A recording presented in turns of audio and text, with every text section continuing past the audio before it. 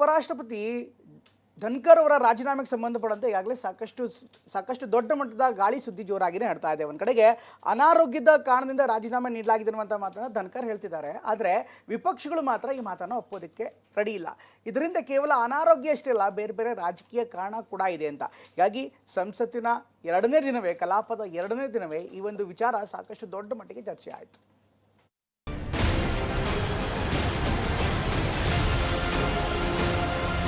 पर्दे के पीछे कुछ हो रहा है, बड़ी राजनीति हो रही है। सभासदों, माननीय सभापति जी, ನಿನ್ನೆ ಇಡೀ ದಿನ ರಾಜ್ಯಸಭೆ ಕಲಾಪ ನಡೆಸಿಕೊಟ್ಟ ಉಪರಾಷ್ಟ್ರಪತಿ ಜಗದೀಪ್ ಧನ್ಕರ್ ರಾತ್ರಿ ಆಗ್ತಿದ್ದಂತೆ ದಿಢೀರಂತ ರಾಜೀನಾಮೆ ಕೊಟ್ಟಿದ್ರು.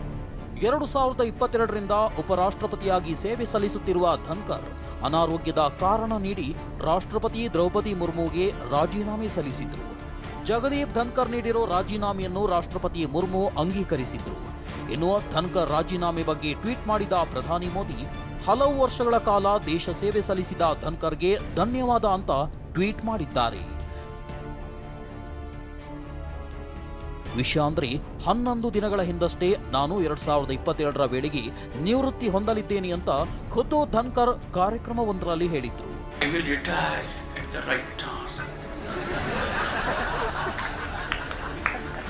August 2027, subject to divine intervention.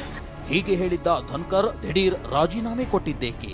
ನಿನ್ನೆ ಇಡೀ ದಿನ ರಾಜ್ಯಸಭೆ ಕಲಾಪ ನಡೆಸಿದ್ದ ಧನ್ಕರ್ ರಾತ್ರಿ ರಾಜೀನಾಮೆ ನೀಡಿದ್ದೇಕೆ? ಇದು ಹಲವು ಪ್ರಶ್ನೆ ಹುಟ್ಟಿಸಿದೆ. ನಿನ್ನೆ ರಾಜ್ಯಸಭೆಯಲ್ಲಿ ವಿಪಕ್ಷಗಳು ಪಹಲ್ಗಾಮ್ ದಾಳಿ ಚರ್ಚೆಗೆ ಅವಕಾಶ ಕೋರಿ ಘೋಷಣೆ ಕೂಗಿ ತೀವ್ರ ಗದ್ದಲ ಸೃಷ್ಟಿಸಿತ್ತು. ಆಡಳಿತ ಪಕ್ಷದ ಸದಸ್ಯರಿಗೆ ಮಾತ್ರ ಅವಕಾಶ ಕೊಡ್ತೀರಾ, ವಿಪಕ್ಷದವರಿಗೆ ಚರ್ಚೆಗೆ ಅವಕಾಶ ಕೊಡ್ತಿಲ್ಲ ಎಂದು ಆರೋಪಿಸಿತ್ತು. ರಾಜ್ಯಸಭೆಯಲ್ಲಿ ತೀವ್ರ ಗದ್ದಲ ಹಿನ್ನೆಲೆ ಜಗದೀಪ್ ಧನ್ಕರ್ ನೇತೃತ್ವದಲ್ಲಿ ಬಿಎಸ್ಸಿ ಮೀಟಿಂಗ್ ನಡೆದಿತ್ತು. ಆದರೆ ಧನ್ಕರ್ ನೇತೃತ್ವದ ಬಿಎಸ್ಸಿ ಸಭೆಗೆ ಜೆಪಿ ನಡ್ಡಾ ಹಾಗೂ ಕಿರಣ್ ರಿಜಿಜು ಗೈರಾಗಿದ್ರು. ಅಲ್ಲದೆ ಇವತ್ತು ಮಧ್ಯಾಹ್ನ 1 ಗಂಟೆಗೆ ಮತ್ತೆ ಸಭೆಯನ್ನು ಕರೆದಿದ್ರು. ಉಪರಾಷ್ಟ್ರಪತಿ ಧನ್ಕರ್ ರಾಜೀನಾಮೆ ಹಿಂದೆ ಮತ್ತೊಂದು ಆಯಾಮದ ಬಗ್ಗೆಯೂ ರಾಜಕೀಯ ವಲಯದಲ್ಲಿ ಚರ್ಚೆಯಾಗ್ತಿದೆ. ಜಡ್ಜ್ ಮನೆಯಲ್ಲಿ ಕೋಟಿ ಹಣ ಸಿಕ್ಕಿದ್ದ ಪ್ರಕರಣ ಸಂಬಂಧ ವಿಪಕ್ಷಗಳು ನಿನ್ನೆ ಹಕ್ಕುಚ್ಯುತಿ ಮಂಡಿಸಿದ್ದು. ಹಕ್ಕುಚ್ಯುತಿ ನೋಟಿಸ್ ಸ್ವೀಕರಿಸಿದ ಧನ್ಕರ್ ಜಸ್ಟಿಸ್ ಯಶವಂತ್ ವರ್ಮಾ ವಿರುದ್ಧ ಕ್ರಮ ಕೈಗೊಳ್ಳುವಂತೆ ರಾಜ್ಯಸಭಾ ಕಾರ್ಯದರ್ಶಿಗೆ ಸೂಚಿಸಿದ್ರು. ಜಗದೀಪ್ ಧನ್ಕರ್ ನಡೆ ಕೇಂದ್ರ ಸರ್ಕಾರದ ಕಣ್ಣು ಕೆಂಪಗಾಗಿಸಿದೆ ಅಂತ ಮೂಲಗಳಿಂದ ತಿಳಿದು ಬಂದಿದೆ. ಬಳಿಕ ಕೇಂದ್ರ ಸರ್ಕಾರದಿಂದ ಬಂದ ಒಂದು ಕರೆ ಬೆನ್ನಲ್ಲೇ ಧನ್ಕರ್ ರಾಜೀನಾಮೆ ಸುದ್ದಿ ಹೊರಬಿದ್ದಿದೆ.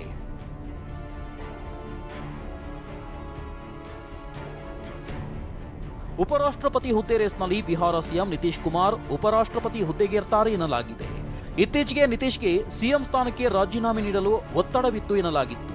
ಮತ್ತೊಂದು ಕಡೆ 2020ರಿಂದ ರಾಜ್ಯಸಭೆ ಉಪಸಭಾಪತಿಯಾಗಿರುವ ಹರಿವಂಶ್ ನಾರಾಯಣ್ ಸಿಂಗ್ ಹೆಸರು ಮುನ್ನೆಲೆಗೆ ಬಂದಿದೆ. ಅಲ್ಲದೆ ರಕ್ಷಣಾ ಸಚಿವ ರಾಜನಾಥ್ ಸಿಂಗ್, ಕಾಂಗ್ರೆಸ್ ಸಂಸದ ಶಶಿ ತರೂರ್, ಬಿಜೆಪಿ ರಾಷ್ಟ್ರೀಯ ಅಧ್ಯಕ್ಷ ನಡ್ಡಾ, ಕೇಂದ್ರ ಸಚಿವ ನಿತಿನ್ ಗಡ್ಕರಿ ಹೆಸರುಗಳು ಚಲಾವಣೆಯಲ್ಲಿದೆ. 60 ದಿನಗಳೊಳಗೆ ಮುಂದಿನ ಉಪರಾಷ್ಟ್ರಪತಿ ಆಯ್ಕೆಗೆ ಚುನಾವಣೆ ನಡೀಬೇಕಿದೆ. ಹಾಗಾಗಿ ಧನ್ಕರ್ ಉತ್ತರಾಧಿಕಾರಿ ಆಯ್ಕೆಗಾಗಿ ಎನ್ಡಿಎ ಮೈತ್ರಿಕೂಟ ಶೀಘ್ರವೇ ಅಭ್ಯರ್ಥಿ ಘೋಷಿಸುವ ನಿರೀಕ್ಷೆ ಇದೆ. Bureau report, TV9.